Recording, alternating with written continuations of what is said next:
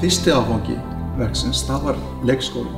Leikskóli, vestasti hlutinn. Vestasti hlutinn. Það var svolítið spenna að koma honum upp strax og hann var tekinn í notkun 2016 og í raun og veru leikskóli fyrir 4 og 5 ára. Svona eldri bekki leikskólans og í raun og veru nokkuð samtvinnaður skólastarfinu því það náttúrulega að þau eru að nota sama mötuneytið og sem kennarastofuna og svoleiðis.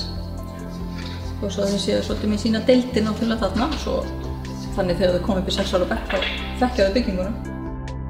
Yngri deildirnar eru á neðri hæðinni og snúa á móti suðri út af skólalóðinni þar sem að lífið og sólin og það er svona léttara fyrir þau að vera í sólinni meðan þau eru að læra meðan að eldri bekkirnir eru í norður, snúa í norður þeirra skólastofur og það er við norðan birtunni inn og eru hérna á efri hæðinni og hafa sinn inngang meðan á efri hæðinni meðan að yngri deildirnar eru með innganginn hérna vestast og það er svolítið þeirra skólalóð, vesturskólalóðin.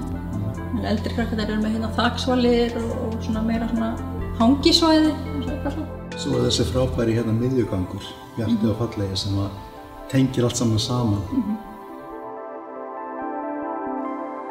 Og síðan er það næsti hluti sem verður opnaður, það er bókasafnið og menningarmiðstöðin og sundlaugin.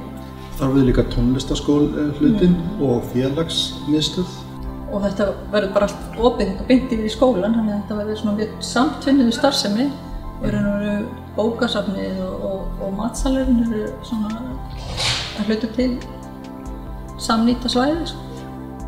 Matsalurinn er nokkuð miðsvæðis í byggingunni og það hefur verið rætt jafnvel að þar geti verið matsala fyrir utanaðkomandi þegar krakkarnir eru ekki að borða.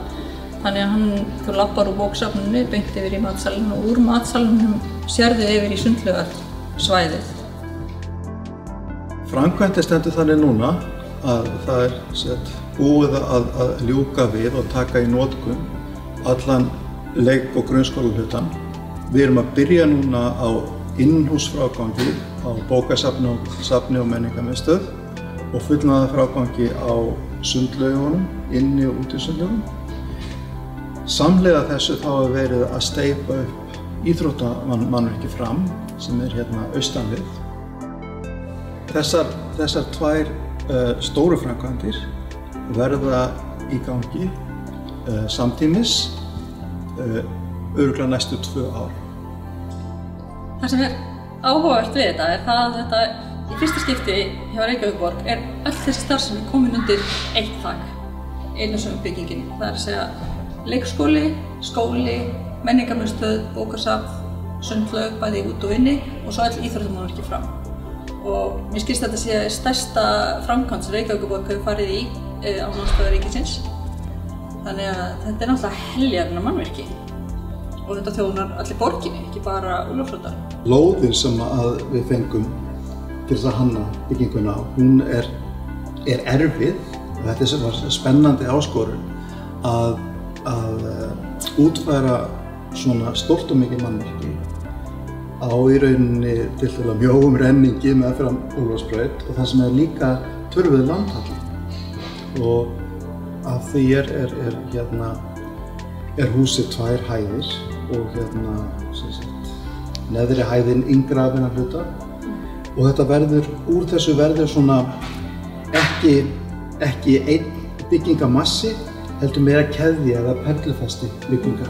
En á efri hæðinni þar er rof í byggingunni þar sem að verður torg úti og þar raun og veru kemst fólk úr hverfinu og ofan í dalinn og þar þetta verður svolítið hjarta hverfisins þannig að þetta safnast saman á 17. júní og gamlárskvöld og þetta opnast út í dalinn, þannig verða skábrautir og tröppur og þarna labbar maður niður á íþróttasvæðið og ofan í dal. Hönnunarferlið og byggingarferlið er oft flókið, erfitt og það komu barskins hindranir. En á þessum degi þegar að endanleg notendur taka við húsið sem börnin og við sjáum skólann, þá finnum við að þetta var allt sem þess við. Það er best. Það er það besta. Okkar verðlaun eiginlega í þessu starfi að sjá að sú draumsýn sem við höfðum, hún gengur upp.